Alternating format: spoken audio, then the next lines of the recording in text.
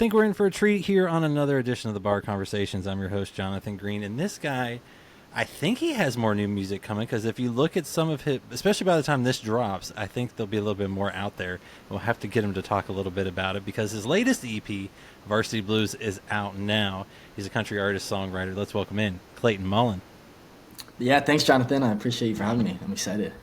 Absolutely, man. I appreciate it. I've been enjoying your music for a while. I love Varsity Blues, and like I said, we're going to get into some of that second half of what I said here in a second. But this is Bar Conversations, and I got to know what you're drinking tonight. What's your favorite drink these days? I got a Miller Lite here, but what have I been drinking these days? I think I've actually been staying away from the beer. I just went downstairs and grabbed some out of our mini fridge. But recently I've been doing like tequila sodas, trying to keep it light. How about you? Well, so tonight I decided, one of your songs a little while ago, I guess 3-4 years ago, little Maker's Mark. I love it. Some Makers. Little Makers. Bottle. That's a special edition. I like it. Yeah. So the Keepers release, one of their wood finishing series this year. So we'll see how it is. Cool. Now, do you mentioned tequila? Do you dabble in the bourbons, whiskeys, or do you kind of just stick with the tequila because it's maybe not as harsh on the day after? Yeah. So I mean, if I'm not playing a show, and especially if it's the winter, I love whiskey and bourbon. I think some of my favorites. I like the Makers. I like Angel's Envy. One of my favorites is TX from Fort Worth. That's what me and my college buddies really got into. You can collect. I don't know if you can see behind me that little T right there. I'll just grab it real quick. I like it. This is cool because it's like a TX logo, but these are all bottle caps from the bottles of whiskey, and they're different types of leather. So there's special edition ones, like this was during the 4th, and some of them are from Lucchese boots, and when like the Rangers won the World Series however many years back, they did like World Series baseball. So it's definitely fun to collect that stuff. I like it. I was going to say, I don't think I've had TX. I've had Still Austins, Bacconis, and a couple others from down there, but I don't think I've had the TX yet from Texas. It's got like this natural vanilla flavor to it from, I guess, from the oak that they use. I like it. Now, I got to ask another question. I've seen you on social media, posting those videos of your golf game. How good is the golf game these days, and do you have any golf balls left in your bag? That's a good question.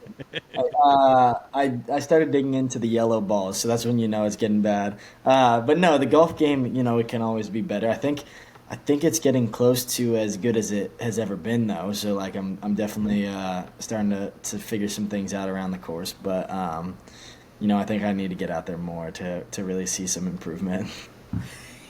I was gonna say, I mean, for me, like I don't get to play much anymore. I got a kid and work, keeps me busy. And I know for artists, work is on the road and doing a lot of travel. So do you get to play a lot these days, or is music, kind of the 7 days a week, 24 hours a day?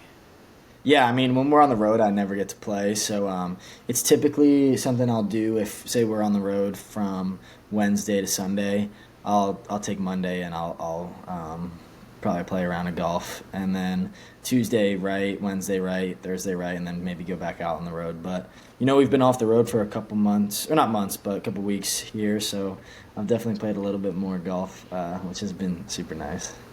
Nice, and I think you've also maybe done some redecorating in the house. I saw a new reading corner in the house, piano in the stairwell. I mean, are the roommates liking this, or are they ready to kick you out?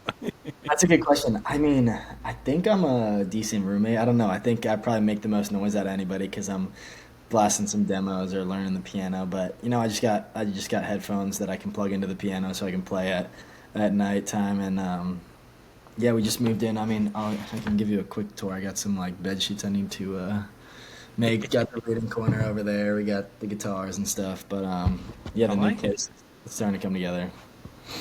Well, and I was going to say, you show the guitars, you got the piano. I mean, what other instruments are you trying to like get a whole, different set for the road, or what's the ultimate goal there with what you can play?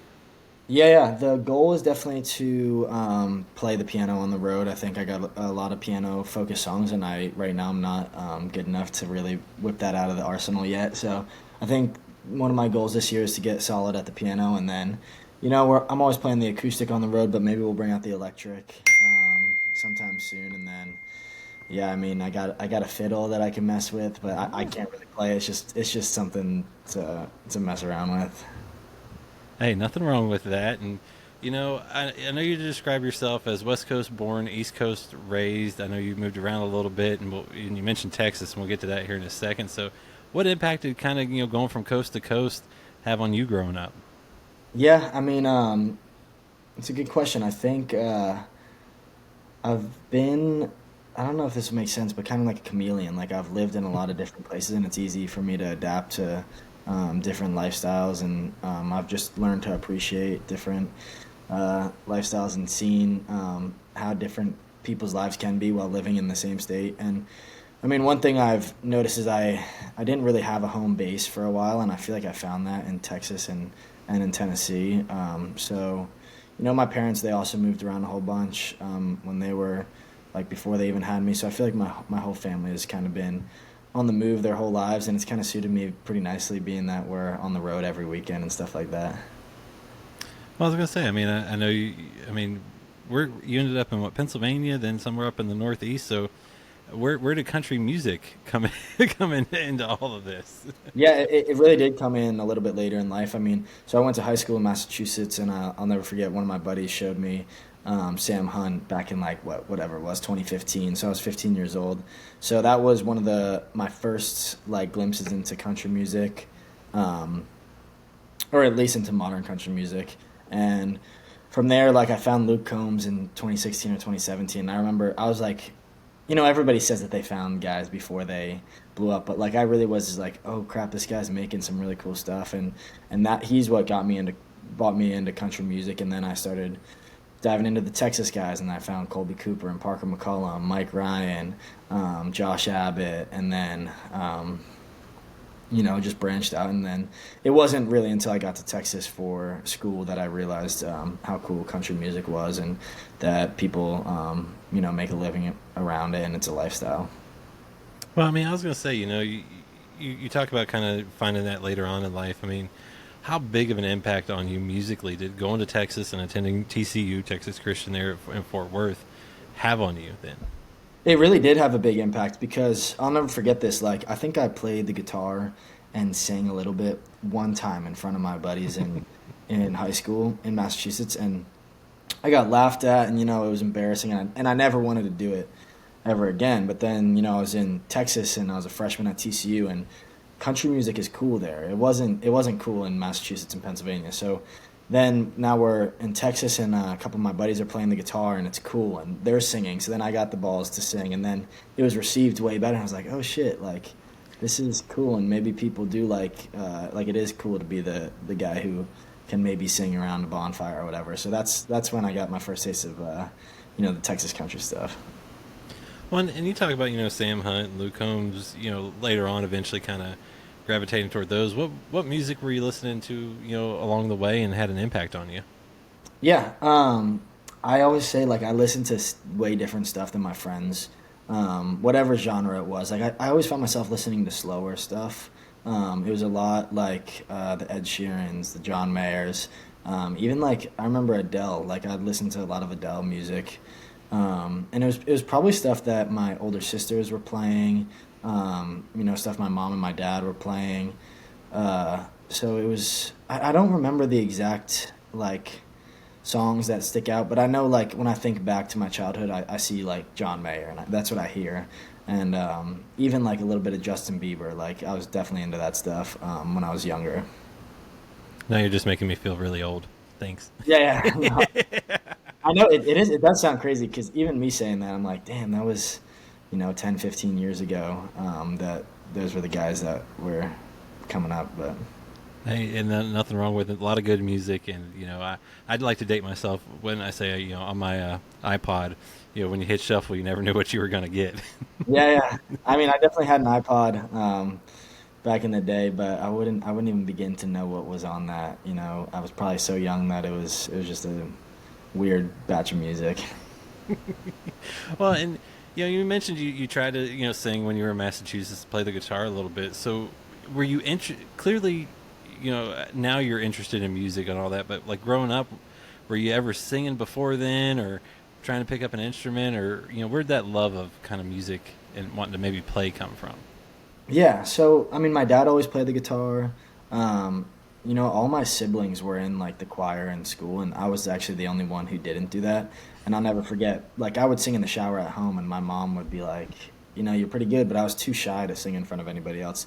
And I remember she called the school and she told the like the choir teacher that like she wanted me to audition, and I was like, I'm not gonna do it. And she's like, Clay, you have to do it.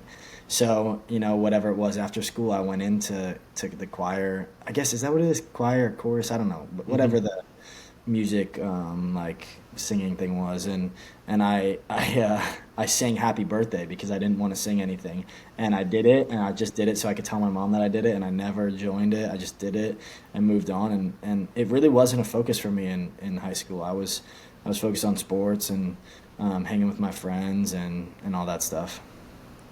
Well, and then you go down to Texas, Fort Worth. If anyone knows, Texas is a whole different beast when it comes to music and country music. I mean, a couple subgenres born out of there in Oklahoma.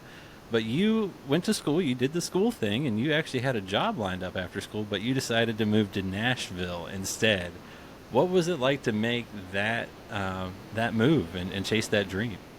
Yeah, it wasn't as big of a leap of faith as it may be for some people, giving up on a big job or whatever, or like changing the course of their lives.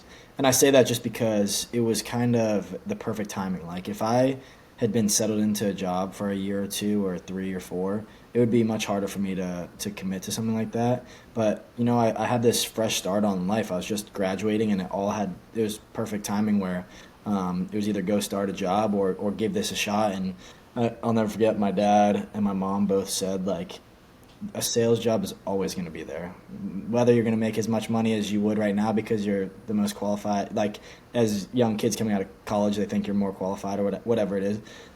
That aside, like you will always be able to fall back on that. You got your degree and all that stuff. So, it's pretty easy to make the decision to go all in on it. And also, with that being said, I wasn't moving to town with no plan. Like I had built up a small streaming presence and small touring presence, and I was moving to town with a publishing deal and an agency deal and all that stuff. So that definitely made my decision a little bit easier. Well, I was going to say, I mean, yeah, I know you signed the publishing deal, I think, in September of 23. I mean, while still in school. I'm guessing at that point, though, is that when things started to go, hey, this might actually be a career choice for me? Like, I mean, did you ever think of it as a career choice before then, or anything like that? No, I was really just doing it because I like enjoyed it, and I was doing it on the weekends, and like some of my buddies worked at bars, and I was getting paid to play or whatever it was. Like I was making $250 to just go play for 4 hours. So for a while, it was literally just because I was like, I want some money to spend on beer, spend on golf. So I was playing and treating it like a job, and when I was recording songs, I wasn't recording it thinking that the songs were going to make money because I'm sure you know more than other people, but you got to do a lot of streams to actually make money on it. And I never would have thought like, I got really lucky. My first release like recouped itself, which some people may like. It was. I was very fortunate to have certain things go my way early on. Well, and clearly it was the right call. And I think a few years back, when you were looking at those goals, at Nashville, it was, to make a living doing what you love and maybe hit an arena tour or something like that. I'm guessing goals might have changed a little bit in these last last few years as you've been able to accomplish a few things. Yeah, the goals definitely change, and I think you kind of make them less based off like achievements and more based off like internal success. I don't know. Well, and I was gonna say, I mean, how cool was it to begin to start checking off stuff when you came to Nashville? I mean, putting out an album, being able to go on tour with some pretty cool folks and play some amazing shows. Yeah, I mean it's unreal when you get to like open for guys that were on your playlist in high school or whatever, or even on your playlist now. So there's definitely been a couple moments where it's like, oh crap, this is kind of full circle. Well, and your first album, Where the Time Goes, you released that to kind of celebrate you graduating college. So how did that, become a time capsule? Because I feel like almost all of your albums or EPs maybe are like a little bit of a time capsule of what's going on in life.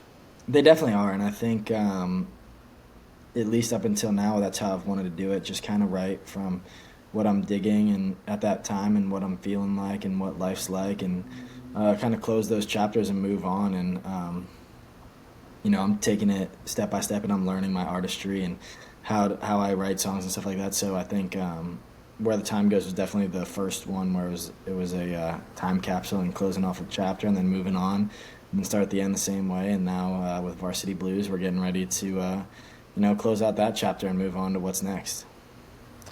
Well, and like you mentioned, Varsity Blues, it's out now, released in July. You called that a five track time capsule, and possibly your most personal work yet. So, can you talk about the inspiration behind the album and why it was so you and personal? Yeah, it just felt like I don't know that it's necessarily the most vulnerable I've been, but those are all like real stories from me growing up, and it really felt like I was finding myself as an artist, and melodically, production wise, lyrically, like it's not reinventing the wheel. It's the same as like other guys have done before, but it's my spin on it and my spin on telling my story. So it was a lot of fun, and I felt like those songs were like a puzzle. Like they fit together really nicely, sonically, lyrically, melodically, and it was something that it didn't just happen. Like I worked towards that goal over a long period of time, but I'm pretty proud of the way that it turned out. No, it's a fantastic set, and the title track of Varsity Blues was co-written with Ryan Hurd, and it was the last song added to the project, but it kind of ended up being the ethos and kind of the guiding force for it. How did that song come to be, and why did it end up kind of representing a lot of the album? Yeah, so that's the only outside cut on the album. So I didn't write that song, but as you said, Ryan Hurd wrote it, and we were writing a song that day, Ryan and I, and we were kind of writing for that project a little bit. And when I told him my vision behind it, he sent me Varsity Blues, and he's like, "Here you go, dude. Like, I think this is the song you were looking for." And I was like, "Yeah, that's it." And so we went and recorded it. You gotta love it when someone just has it in their back pocket, right? Like, hey, I think this is the one for you. Yeah, you're like, "Oh, that's the song you want. Here it is." Well, and you've also got a song on there called Blue, where I think the production on that one changed a little bit as time went on. You kind of had that anthemic sound with guitars and things like that instead of the initial piano ballad behind it. So what changed with that song? How did that direction change, and why'd you want to go that route? Yeah, yeah. So when the day we wrote it, I kind of heard it being more stripped back and piano ballady and super emotional. But Jason Massey, my producer, when he sent over the demo, he's like, "Hey, you could also go this way," and it was big down the middle, and it was like show opener vibes, big energy in the chorus especially. So that was just kind of putting a different spin on a heartbreak rather than making it all about sad and in your feels. It's like you could listen to the song, and if you're not listening to the lyrics, you might not even know it's a sad song. You could roll the windows down and just go for a ride and let the melody and the emotions just kind of take you on a journey. Well, and like I mentioned at the top, Varsity Blues is out. If people are smart and pay attention to different things, on Spotify, they might have noticed something that popped up on with a countdown. So, and you've also been teasing a new song that might be coming out at the end of the month. So what do we got going on here? What can you tell Yeah, us that's not going to get you in trouble? you're definitely paying attention. So yeah, we put a little countdown page with some blurred out tracks, but we're doing a deluxe for the project here this month, and yeah, listeners, you guys can check it out on Spotify and pre-save it. But I've definitely teased the first song that'll be on it, and then the second one is a song that nobody's heard yet, and it's actually the song I wrote with Ryan Hurd that day when we found Varsity Blues, and it's like the perfect. It's it's just like a way to tie like all these songs in a bow and be like, all right, that's Varsity Blues, and move on to the next chapter, but leave listeners with one last piece of what Clayton Mullen was doing right now. I like it. So track 6 and 7, you see if you can figure it out. Go to social media. You might be able to figure out one of them. but we got to Yeah, wait for the other one. I like a good tease on that. well, I appreciate it. We'll send you the song so you can listen beforehand. Oh, I like it because I was gonna say. I mean, do you ever? I think I was reading about you. You know, like you're always, even once you got this project done, you're working to the next project, or at least have some other things in mind. So, are you ever stopping making new music and thinking about things down the road? No, I mean that's the short answer. No, I don't know what other artists do, but you can never turn your brain off. Like once we finish chatting here, I'll throw my headphones on and dive into all the songs I've written in the past months, or even like we're pulling back out some songs from 2023 that we felt like should have or have a chance to really be a part of our project. But yeah, you're kind of always, or at least me, I'm always making music and, in the process of recording multiple songs at all times. Like, I think there's probably like 8 to 10 songs that we're in the process of recording right now. I probably have like 4 or 5 that are already finished just in the pipeline. We got 2 coming out this month, and it's just trying to keep the ball rolling. And the one thing about being a small artist is you got to make noise in a very loud town. So if you're not keeping your foot on the gas, you're gonna lose people's attention pretty quickly. Well, when you make good music, that tends to help, and you're doing well at that. And you know, your song "Burnt Orange" became pretty popular on TikTok for its story. Although you kind of maybe later on revealed it's not all true. There's some truth to it. So, how do Definitely. you kind of approach songwriting, and whether it's a story that is very personal to you, or it's maybe an expanded upon idea? How do you approach those lyrics? Yeah, totally. The art of storytelling. I mean, you can think of it like books. Like there's fiction and there's nonfiction, and there's stories that and songs that I've written and I will write that are 100% my story, and it's something that I need to get out and like tell people about past relationships or current relationships or things I've gone through, and those are super special vulnerable songs. But there's also songs where like an idea pops in your head and you haven't lived it, but chances are someone else has lived it and you get to write that story. And Burn Orange I wrote with one of my buddies, Palmer Anthony, and he was dating a girl from UT, and I was at TCU, and TCU and UT were rivals, and we made this fantasy of me and a girl at a tailgate and her breaking your heart or you falling for her. So you get to have some fun with it and spin it in whichever way you want that day. But it's definitely one of those. It releases some pressure by knowing that you can write. You can make your own stories up, but you can also be as vulnerable as you want. Well, I was going to say, for someone that didn't want to sing outside of the shower, what's it like to potentially share a very personal song, even though people might not know it, but you know it in the end now?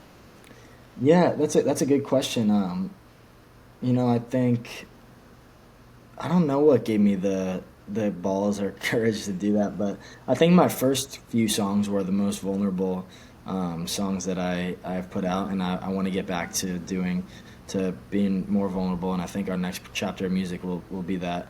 But it's just understanding that other people, if you've gone through it, other people probably have too, and um, when you get DMs from people saying that like your songs have helped them get through their parents' divorce or breakups or stuff like that, then it's just super reassuring and easy for you to want to put out songs like that.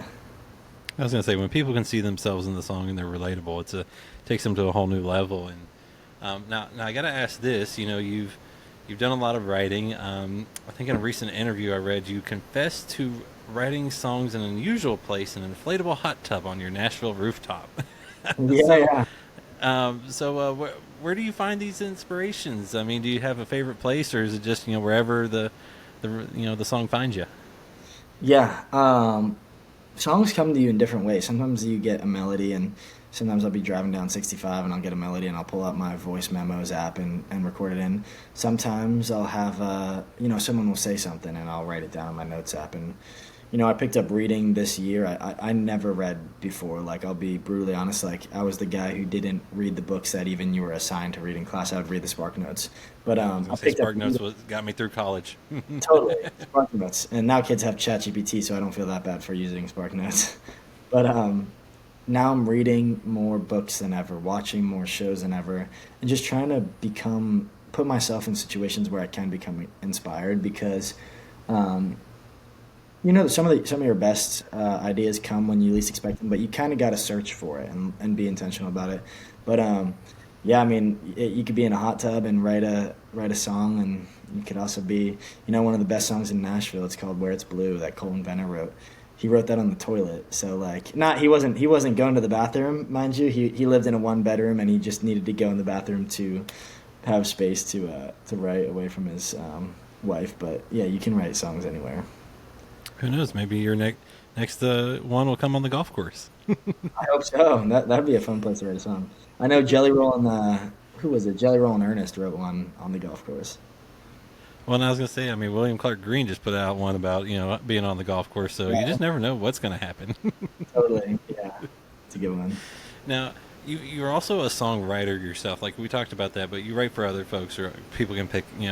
End up cutting your songs. You've had Nate Smith, Austin Snell, who's been on the show a couple times. Have cut your songs. How does writing potentially for other artists compare to creating your own music, or is it just one where you write and then next thing you know, it just fits someone better than you?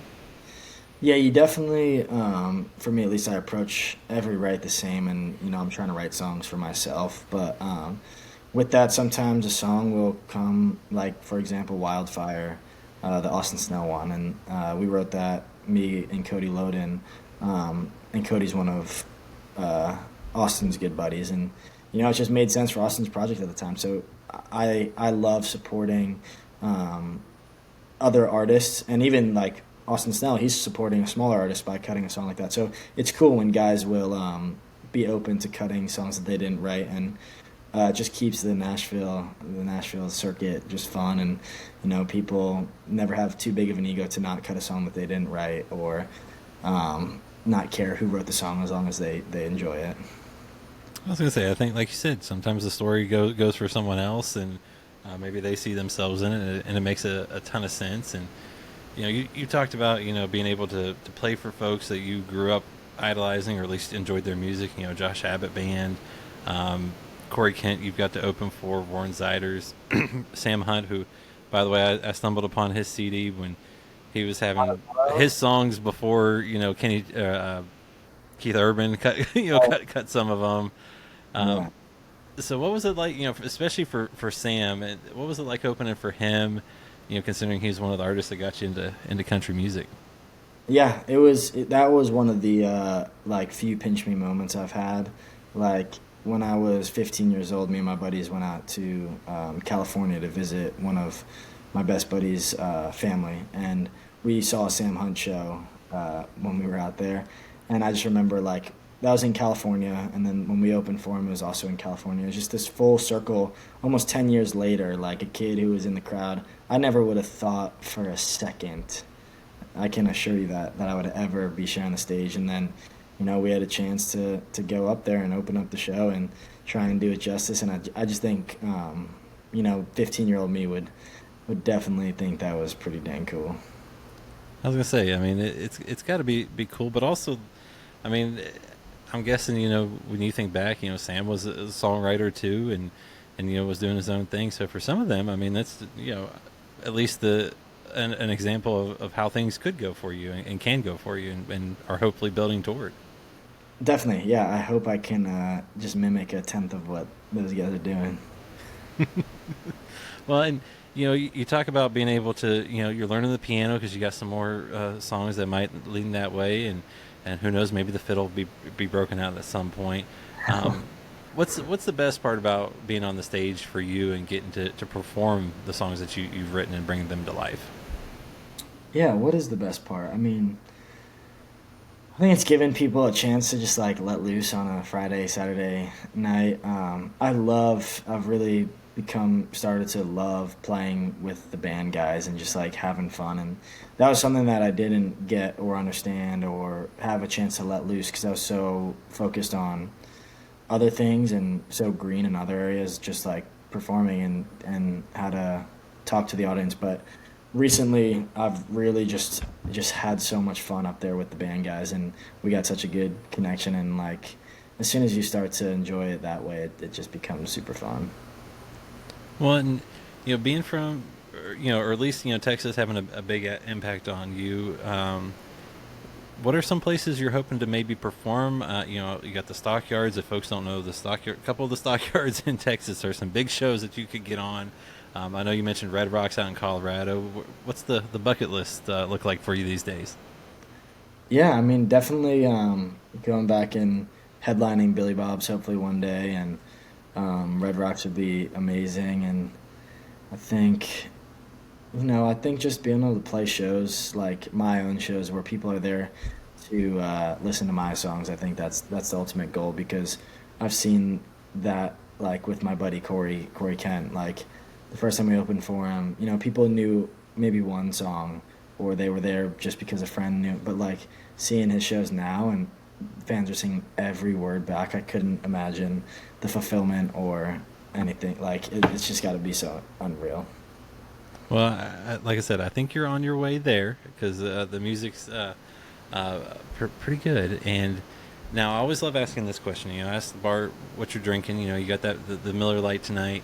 As we get toward the end, I like to ask this one: what's your favorite song of yours to perform live right now? I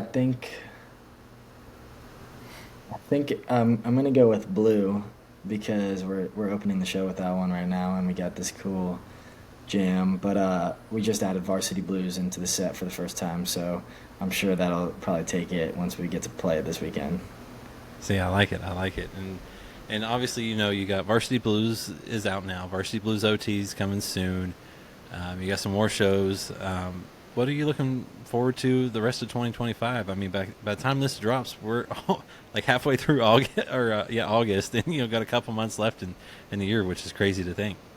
Yeah, I'm just really excited to keep putting out music. Like I'll never take my foot off the gas, and we got more songs than you can probably imagine that are ready to get recorded and put out there. So that's what I'm most excited for. I like it. I like it. You got a lot going on, Clayton, man, and keep working on the golf game. But I think you got the music thing down pretty good, and man, I've enjoyed it. And thanks for sharing a drink with me, man. Yeah, Cheers. cheers. Thanks so much for having me. I appreciate it. This is a blast.